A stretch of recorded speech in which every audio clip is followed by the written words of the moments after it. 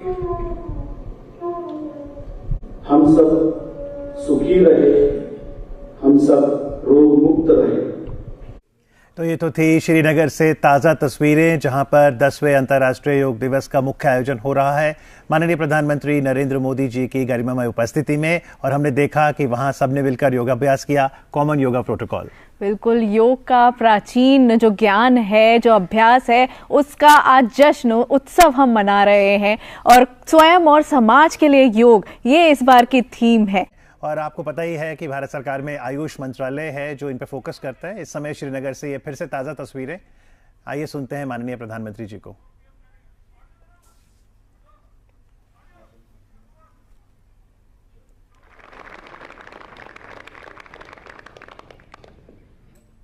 ये जो दृश्य है,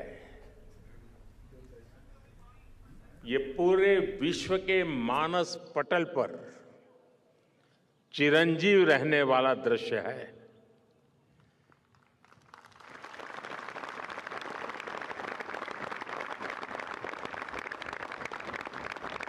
अगर बारिश न होती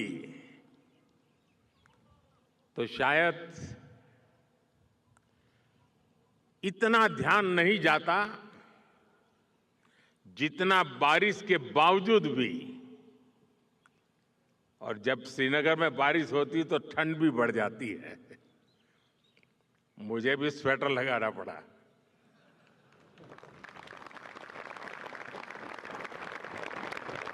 आप लोग तो यहीं के हैं, आप आदी हैं, आपके लिए कोई तकलीफ का विषय नहीं होता है।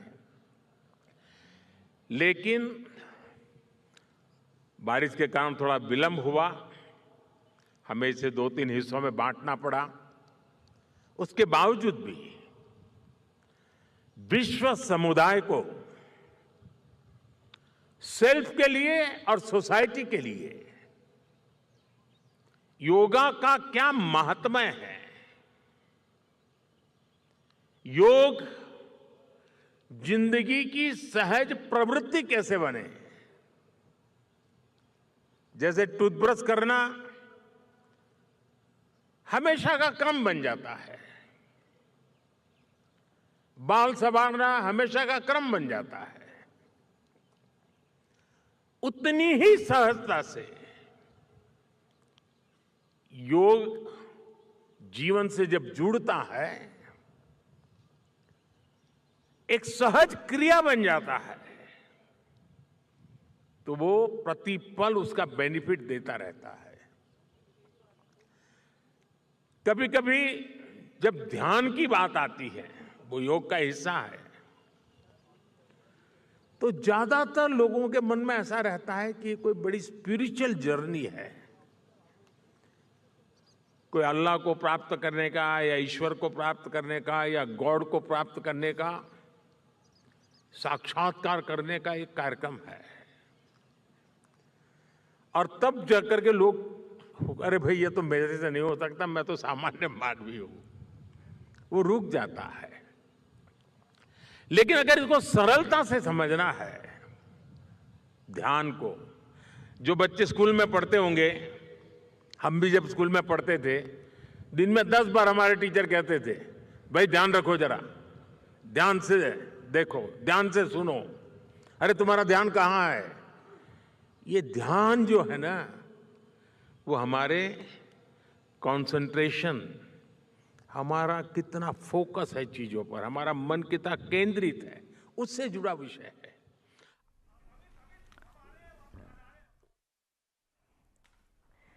तो ये तो माननीय प्रधानमंत्री वहाँ श्रीनगर में अपना वक्तव्य दे रहे थे। और जैसा उन्होंने कहा कि आज का जो मौसम है, वहाँ पर वर्षा भी हुई और उसके बाद सर्दी भी बढ़ गई। लेकिन मौसम कैसा भी हो, अगर आपकी दिनचर्या का हिस्सा योग है तो आप निश्चित रूप से करिए। बिल्कुल, और ऐसा लग रहा है कि आज प्रकृति भी योग कर रही है हम सबके साथ, क्योंकि दिल्ली में भी इतने दिनों से गर्मी बरकरार थी, लेकिन आज ठंडी हवाएं चल रही थी। और माननीय प्रधानमंत्री जी ने ध्यान पर भी बड़ा फोकस किया, ध्यान पर ध्यान देने की बात कही। तो आपसे ये जानना चाहेंगे कि जब हम बात करते हैं स्वस्थ शरीर में स्वस्थ मन, तो यहाँ पर वो ध्यान, वो कंसंट्रेशन, उसमें योग और आयुर्वेद कैसे सहायक साबित होता है? योग और आयुर्वेद का जो ध्यान का माननीय प्रधानमंत्री जी ने बताया, ये आज की कई बीमारी का कारण है स्ट्रेस। कई लाइफस्टाइल डिजॉर्डर्स का कारण है स्ट्रेस, और स्ट्रेस मैनेजमेंट के लिए ध्यान, योग जो ध्यान उसका एक पार्ट है वो बहुत ही लाभदायक है। और इसके कई स्टडी निम्हांस में जो रिसर्च भाई साहब ने पूछा, तो रिसर्च हुआ है निम्हांस जो नेशनल मेंटल इंस्टीट्यूट है निम्हांस बेंगलुरु और एसबीआसा में कई स्टडी हुआ है, और आयुर्वेद हमारा सेंट्रल काउंसिल के साथ भी हुआ है। तो इसमें ध्यान स्ट्रेस मैनेजमेंट में बहुत अच्छा इफेक्ट है। जी बिल्कुल, आज अंतर्राष्ट्रीय योग दिवस है और देश और दुनिया में आज का ये दिन धूमधाम से मनाया जा रहा है। इस समय चलते हैं जयपुर, जहां से ऑनलाइन माध्यम से हमारे साथ जुड़ रहे हैं योगाचार्य धाकाराम। योगाचार्य जी नमस्कार। हरिओम। नमस्कार। आज के दिन की आपको बधाई। तो आज के दिन अगर कोई योग साधक योग से जुड़ना चाहे, आज से अपनी यात्रा शुरू करना चाहे, तो आप क्या कहेंगे? मैं कहता हूं कि अभी से शुरू कर देना चाहिए। और आज जितने लोग भी हैं ना, अंतर्राष्ट्रीय योग दिवस वर्ष में एक बार नहीं और रोज रोज आना चाहिए। अभी प्रधानमंत्री साहब कह रहे थे जैसे हम ब्रश करते हैं, बाल को संवारते हैं, नहाते हैं, उसी तरह योग भी सबसे प्रायोरिटी। कहते हैं ना, सुबह आपने देखा होगा उठ के नहाना धोना, पाठ पूजा करना। तो मैं प्रत्येक जगतवासियों को कहना चाहूंगी, नहाना धोना, पूजा पाठ, फिर योग उसके बाद बाकी चीजें होनी चाहिए। क्योंकि योग संयोग हम कहते हैं, योग के बिना जीवन का कोई भी कार्य नहीं कर सकते। आज मैं आपके साथ या प्रत्येक मनुष्यों के साथ आपके माध्यम से जुड़ रहा हूं, ये योग का ही पाठ है। और क्योंकि अभी लास्ट में ध्यान की बात आ रही थी, तो मुझे याद आया कि ध्यान हम बचपन से सुनते आ रहे हैं। इफ वी विल गो ना पास, अगर हम भूतकाल में जाते हैं, महाशय तो हम इसके अंदर भूतकाल में आते हैं तो दुख हमको मिलता है। इफ यू गो फ्यूचर, भविष्य में जाते हैं तो हमको चिंताएं सताती हैं, ड्रीम्स होता है, इमेजेस, कल्पनाएं आती हैं। If you don't go past and don't go future, ना हम भूत में जाए ना भविष्य में जाए, इस पल में अगर खो जाए, मतलब वर्तमान में, वो ध्यान है जी। और जो भी कार्य हम करते हैं, जो भी कार्य अगर हम वर्तमान में रह के करते हैं जी, तो सोने पे सुहागा हो जाता है। इसलिए ये योग है, हम कहीं भी करें उस पे, कहते हैं ना, एक चाहे मात्र गृहस्थी हो, चाहे व्यवसाय हो, चाहे विद्यार्थी हो, चाहे कॉर्पोरेट में कार्य करने वाले, जहां भी लग जाता है वहां कुछ उसको चमका देता है। जी थैंक यू। बिल्कुल। और हमारे साथ एक और विशेष अतिथि जुड़ गए हैं, हमारे साथ जुड़ गए हैं। आइए उनका स्वागत करते हैं। पद्मश्री डॉक्टर भरत भूषण जी का आपका स्वागत है हमारे कार्यक्रम में, और योग दिवस की आपको हार्दिक शुभकामनाएं। हरिओम। हरिओम। आप सबको योग दिवस की बहुत बहुत शुभकामनाएं। आप सबका जीवन योग से प्रकाशित रहे, ऐसी कामना करता हूं। और खासतौर से दूरदर्शन की जो इसमें भूमिका है उसको कम से कम मैं तो बहुत अच्छे से इसलिए जानता हूं कि 1973 से मुझको दूरदर्शन के माध्यम से योग की सेवा करने का मौका मिला, और आज बिल्कुल 50 साल से ज़्यादा हो गए। इस बात को 51वां साल आपके साथ में बैठा हुआ हूँ। मैं आपको विशेष रूप से आपके जितने भी दर्शक हैं उनको एक क्वालिटी लाइफ योग के माध्यम से वो लोग प्राप्त करें, ऐसी शुभकामना करता हूँ। क्योंकि कहा गया है कि दुखार्तानाम शोकार्तानाम श्रमार्तानाम तपस्विनाम विश्राम जनकम लोके योगम एतद भविष्यति। ऐसा आज नहीं, आरंभ से कह दिया गया कि आज करो या कल करो बेटा, आना तो तुम्हें योग के रास्ते पे ही पड़ेगा। कि चाहे वो दुख से पीड़ित हो जी, और शोक से पीड़ित हो, या थक गए हो काम करते करते, और यहाँ तक के चाहे तपस्वी हो, हर किसी के लिए एक ही रास्ता है, योग, जिससे कि वो इहलोक और परलोक दोनों को संभाल सकता है जी। लेकिन साथ ही एक चीज मैं यहाँ ये बात बताना चाहता हूँ आपको, अभी अभी बात ध्यान आई कि न इयम आत्मा प्रवचनेन लभ्या। उपनिषद कहते हैं कि न इयम आत्मा प्रवचनेन लभ्या, कि इस आत्मस्वरूप को, जो योग का ध्येय है, वो हम केवल प्रवचन से प्राप्त नहीं कर सकते। तो आज हमारे प्रधानमंत्री जी के प्रयास थे और जो एक परंपरा चली आ रही थी उसका समझो इस समय एक परिपक्व रूप है कि जो बिखरे हुए प्रयास हो रहे थे देश दुनिया में योग को प्रचारित स्थापित करने के, उसको इनके प्रयास ने जोड़ दिया और वो जोड़ करके सबने अपने स्वरूप को समझा कि भारत विश्व गुरु इसलिए नहीं कि हम गुरु परंपरा उसको गाते रहें, बल्कि इसलिए कि वो पूरी दुनिया को लाड़ देता है, प्यार देता है, दुनिया को संवारने की जिम्मेदारी वो संभाले हुए है। और क्योंकि जिस समय भारत का उदय हुआ उस समय तक दुनिया में कोई देश नहीं होता था, तो एक संगठित राष्ट्र भारत, पहला राष्ट्र भारत, और उसने इतना विराट रूप इसलिए लिया कि उसका जो चिंतन था वो था यत्र विश्वम भवत्येक नीडम, कि पूरा विश्व जो है हमारा एक परिवार है। तो उसी भावना से आज हमारे प्रधानमंत्री जी के प्रयास थे, जो दुनिया का सबसे बड़ा संस्थान है जिसको हम यूएनओ बोलते हैं, उसने योग दिवस बनाया।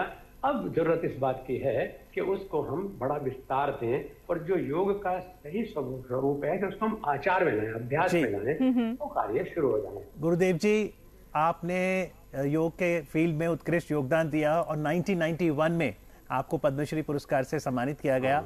आप मोक्ष आयतन योग संस्थान के अध्यक्ष हैं, सहारनपुर उत्तर प्रदेश से हमारे साथ जुड़ रहे हैं। आज की सुबह वहां जो योग शिविर का आयोजन हुआ, सहारनपुर में किस तरह का जोश और उत्साह है? देखिए, योग हो और उत्साह ना हो ऐसा कैसा हो सकता है? योग हो और तृप्ति ना हो ऐसा कैसे हो सकता है? योग हो और प्रेम ना हो ऐसा कैसे हो सकता है? तो जहां भी फूल खिलेगा, चाहे वो जंगल में अकेला खिल रहा है, तो भी वो आकर्षण का केंद्र होगा ही। तो आज सहारनपुर भी पूरे विश्व का रूप दिख रहा था कि यहाँ पर कुछ विदेश से आए हुए साधक हमारे थे, कुछ यहाँ पर विभिन्न जो कहते हैं हर गमले में खिला हुआ फूल, तो कोई जाति वर्ग नहीं, कोई ऊंच नीच नहीं, कोई हैसियत नहीं, वहीं मंत्री अभ्यास कर रहे हैं। और आप तो देख रहे हैं वहां प्रधानमंत्री भी आम जन के साथ योगाभ्यास करके यही स्थापित करना चाहते हैं कि हम सब एक हैं, क्योंकि हम एक परमात्मा की संतान हैं। तो उसी का स्वरूप जो है यहाँ पर देखो प्रकृति ने हमारा कितना साथ दिया कि कल से ही जब मैंने प्रार्थना की आज के योग के कार्यक्रम के लिए, तो शुरुआत यहाँ के एक औद्योगिक प्रतिष्ठान से हुई और वर्षा हुई बहुत अच्छी, और आज इतना मौसम प्यारा। मैंने उनसे कहा कि देखो जब तक ये अभ्यास चलेगा तब तक सूर्य का ताप आप तक नहीं पहुंचेगा, ये हमसे इंद्रदेव ने वायदा किया हुआ है। और इस समय भी आप देख रहे हैं कि प्रकृति भी साथ दे रही है हमारा, क्योंकि योग प्रकृति से भिन्न नहीं। स्वामी जी, आपके साथ हम जुड़े रहेंगे, लेकिन अभी हम जयपुर की तरफ रुख करते हैं। वहां पर अब हम बात करते हैं ठाकर राम जी से। गुरु जी, जब हम बात करते हैं कि योग स्वयं को स्वयं से जोड़ता है, तो ये जो यात्रा है योग की, इस यात्रा में अभी कोई अगर शुभारंभ करना चाहता है तो किस तरीके से करे? मुझे लगता है कि जैसे हमारा पहले बात हुआ कि अभी हम शुरुआत कर चुके हैं, आज प्रातः काल से शुरुआत हो गया, तो जो भी भाई बंधु आज शुरुआत किए हैं उन्होंने आज देखिए रसगुल्ला खा के टेस्ट किया है, तो रसगुल्ला नियमित खाए, क्योंकि जब तक हम रसगुल्ला नहीं खाते, मैं कितना भी बोलूंगा रसगुल्ला बहुत अच्छा है, बहुत स्पंजी है, बहुत टेस्टी है, तो टेस्ट आने वाला नहीं है। तो हम कितना भी बोलते हैं कि योग अच्छा है, तो करने से ही होता है। अभी महाराज कह रहे थे कि आज कितना जंगलों में फूल खिले और खुशबू ना, ऐसा हो नहीं सकता, और खुशबू कौन नहीं चाहता। और ऐसी चीज जिससे आपको कहीं जाना नहीं पड़ता, ना आपको पार्क में जाना है।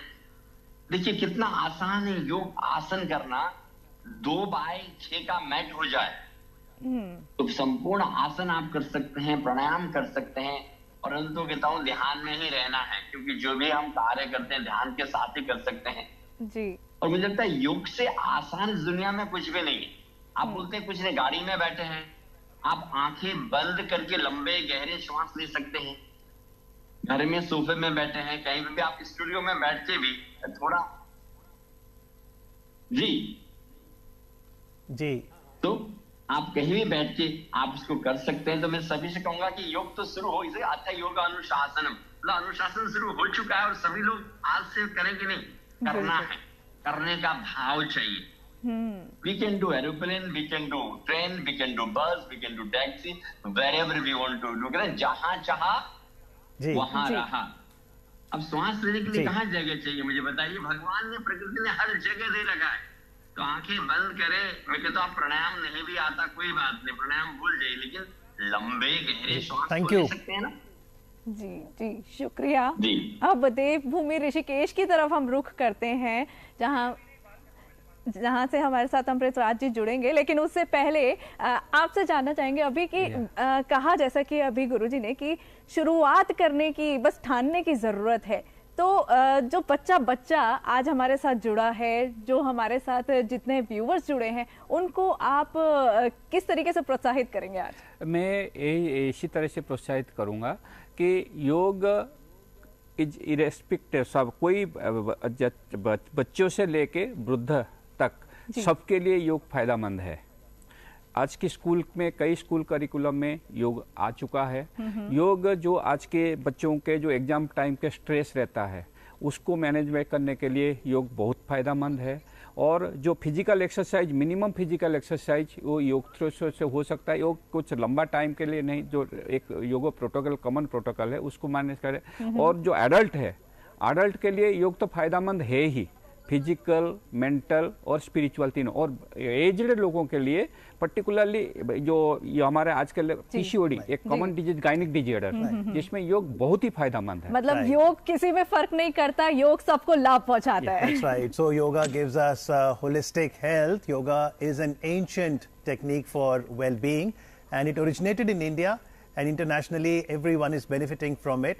And on the occasion of 10th International Yoga Day, let's cut across live now to London, from where we are joined by Yogini Vibhu Kundra Arora, who's a yoga teacher based out of London.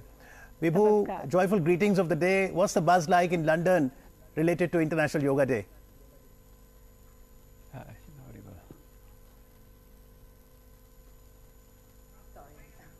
Hello everyone. First of all, I would like to say Happy International Yoga Day to everyone present here. London is like, you know, the Swamiji and the Guruji, and they all said that, you know, yoga, जहाँ पे yoga है वहाँ possible ही नहीं है कि yoga celebrate ना हो. London is buzzing at the moment. Just about 5 days ago, High Commission of India started a little yoga event in one of the iconic places in London called Trafalgar Square, where about 700 people from various different diverse communities joined the practice. And you know how the weather of London is, right? It's sunny sometimes, it's raining most of the times. So even though it was raining, we still continued to do the practice, which shows a lot of resilience, right? Right. Vibhu, that's what yoga teaches. Since you are a yoga teacher for nearly a decade, and London is a metropolitan city, so when somebody gets initiated into yoga, what's the biggest challenge you face teaching them? I feel, for over around 10 years that I've been teaching yoga, the biggest challenge I feel that is, even though there are lots of yoga practitioners around the world, like we just saw, which is amazing, being in this city, in this part of the world, I feel there's still a lot of people who want to come into the practice, but probably are a little bit hesitant because they feel they're not flexible enough. We have this image of yoga bodies, you know, that you need to be in certain kind of postures, you need to follow certain kind of shapes that we see in media, in magazines. And I feel that people are still a little bit hesitant. So as yoga teachers myself, it's our responsibility to encourage people,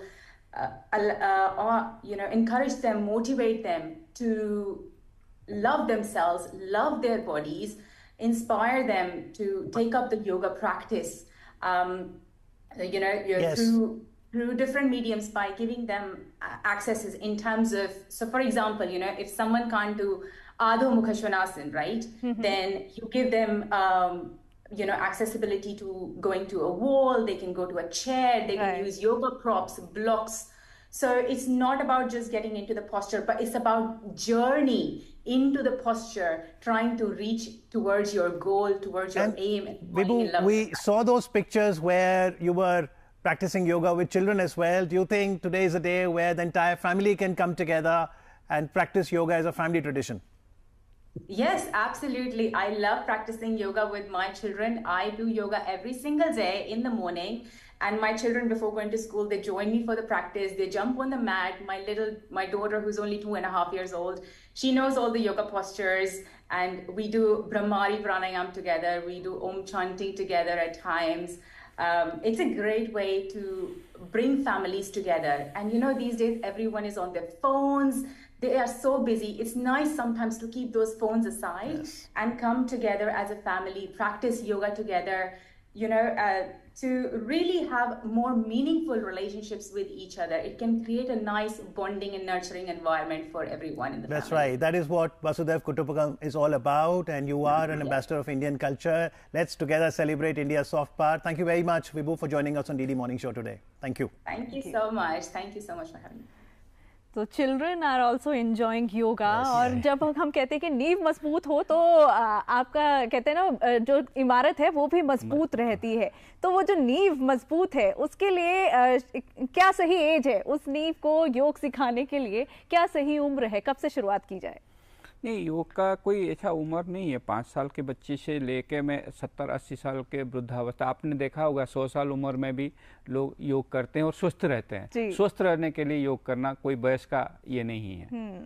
जी, तो रवि नारायण जी, आयुर्वेद की अगर बात करें तो जैसे उसमें मर्म चिकित्सा की बात है, वाइटल पॉइंट्स पे हम ध्यान देते हैं, और योगा में भी कहीं ना कहीं जब आसन कोई कर रहे हैं या ध्यान कर रहे हैं तो ऊर्जा केंद्रित करने की बात है, तो रिलेशनशिप काफी स्ट्रांग है। नहीं, आयुर्वेद के साथ तो योग तो रिलेशन है ही, और मर्म चिकित्सा एक अलग ब्रांच है जाके हम प्रेस करते हैं और पर्टिकुलर पॉइंट को प्रेस करने से बॉडी का जो डिजीज कंडीशन उसको हम क्योर करते हैं। बट योग संपूर्ण शरीर को करता है, संपूर्ण शरीर को प्राणायाम के थ्रू और फिजिकल व्यायाम के थ्रू और ध्यान, तीनों चीज मिल जाता है तो और कुछ बहुत कुछ फायदा होता है। जी, और आयुर्वेद के ही एक आचार्य आयुर्वेद मिल जाएंगे तो और ही फायदा हो जाएगा। जी, डॉक्टर सुनील जोशी हैं जो इस समय हमारे साथ जुड़ रहे हैं। आप फॉर्मर वाइस चांसलर हैं उत्तराखंड आयुर्वेद विश्वविद्यालय के।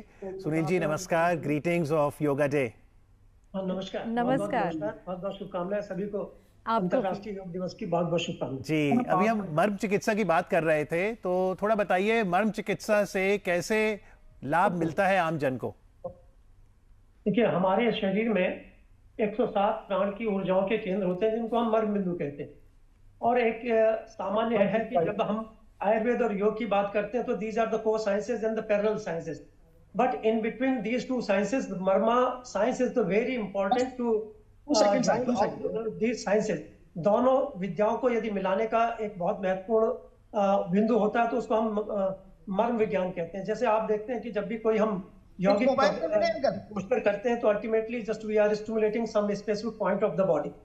कोई भी हम योगाभ्यास करते हैं तो उससे शरीर के कोई ना कोई मर्म बिंदु जो है प्रभावित होते हैं, और ये प्राण की ऊर्जा का केंद्र होते हैं और हमारे शरीर को स्वस्थ रखने का और रोगों को निवारण करने का एक बहुत महत्वपूर्ण काम। मोबाइल से ऑडियो ले सकते हैं? जी, जब हम आयुर्वेदिक दिनचर्या की बात करते हैं तो उसमें खान पान का भी जिक्र होता है, तो योग के साथ किस तरीके का खान पान हमारा रहना चाहिए कि वो दीर्घायु हम प्राप्त कर सकें?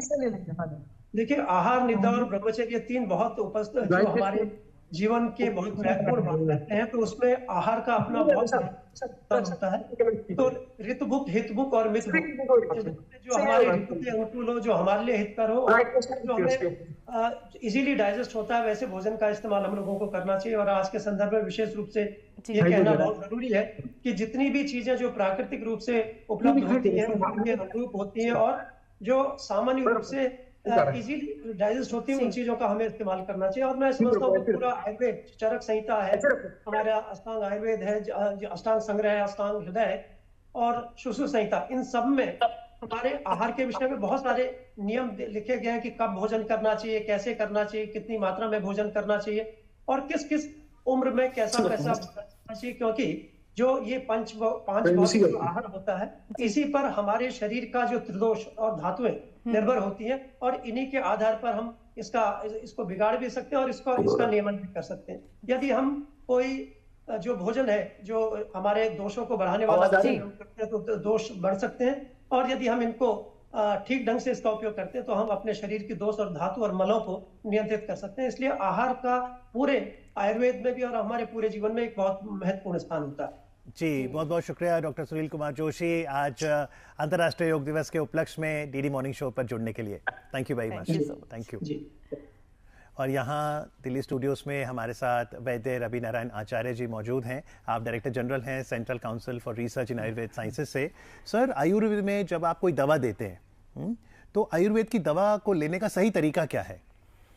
आयुर्वेद का दवाई लेने का सही तरीका, आयुर्वेद कभी जो ये नहीं बोलता है कि आयुर्वेद का दवाई ग्रहण करने का कई समय बताया गया है। हम खाली पेट लेते हैं, ग्रसांतर यानी कि दोनों खाने के बीच में भी दवाई लेने का बताया गया है, और रात को भोजन पश्चात। तो ये डिजीज कंडीशंस जो शरीर रोगी का रोगावस्था और वय दोनों को देख के लिया जाता है। जी, और ऋषिकेश से हमारे साथ योग करते जुड़ गए हैं योगी अमित राज जी। आइए देखते हैं वहाँ के क्या दृश्य हैं, और वहाँ ऋषिकेश में जो देवभूमि ऋषिकेश है वहाँ किस तरीके से योग उत्सव मनाया जा रहा है। नमस्कार। Happy healthy international yoga day. आपको भी बहुत बहुत शुभकामनाएं। मन के आरोग्य का साधन है एक योग। काया मन निर्मल बने, दूर भागे सब रोग। जितने लोग महान बने सबका यही वचन, इस धरती पे स्वास्थ्य अपना सबसे सुंदर धन। जिसने खोया स्वास्थ्य अपना उसे नहीं सुख चैन, लेकर रोगी शरीर अपना जीवन भर रहे बेचैन। उच्च लक्ष्य पर पहुंचाता योग, काया मन निर्मल बने, दूर भागे सब रोग। स्किन की चमक के लिए मैं आप सभी को बताना चाहूंगा सिंह आसन। ऋषिकेश से, आरोग्य धाम से, लक्ष्मण झूला से आप सभी के साथ एक बिग स्माइल के साथ। योग का अर्थ है अपने साथ अपॉइंटमेंट लेना।